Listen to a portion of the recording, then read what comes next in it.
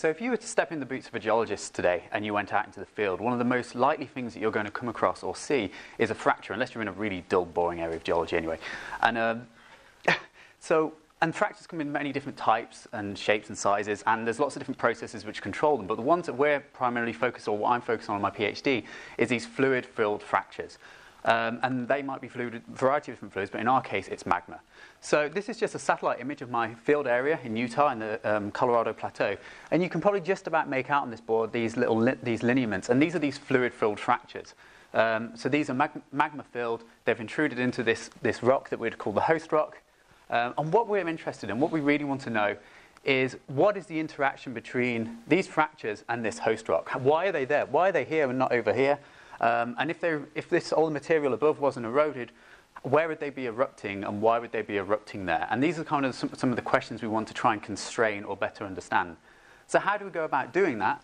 Well, first of all, we put boots on the ground. We have to look at the actual fractures themselves. So we go out, we look at the rocks, we touch the rocks, and then we can shoot lasers at the rocks. And we can produce these really pretty kind of point cloud images in which we can get some really good geometric analysis from. We can look at the geometries and get some quantitative analysis on that.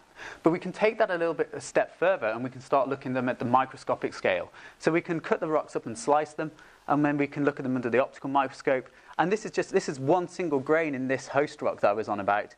And you can already see these small little lines. And these are mini fractures. So this is like fracture inception. So you've got this big fracture here and these little tiny fractures. And then we can take that up a step further and look under that under a scanning electron microscope under catholuminescence. So it's a bit of a black box if it's working. And then you can see over 100 times more fractures than in this image. It's a bit of a bad image on this board, actually. But why is it important? So once we understand these, when we can see these fractures, we can start to map out their fracture densities. We can tell at different points along this large fracture if there are more fractures in this host rock here at the tip regions or in the central regions or in these tip regions. And that allows us to start to understand how much damage has been taken in this host rock when you've had this fracture initially intrude within it. But why do we care about these little fractures? Why do we care about all this? Well, scientifically, we might be interested in these fractures create a fracture network or fracture pathways within the crust. And this is where fluid might use as a highway, which might affect the rheology or the strength of the crust. Economically, if we've got these fractures which are causing fluid pathways and we've got volcanics, well, it's a recipe for money. So the mining industry wants to mine there and get the mineralization or whatnot.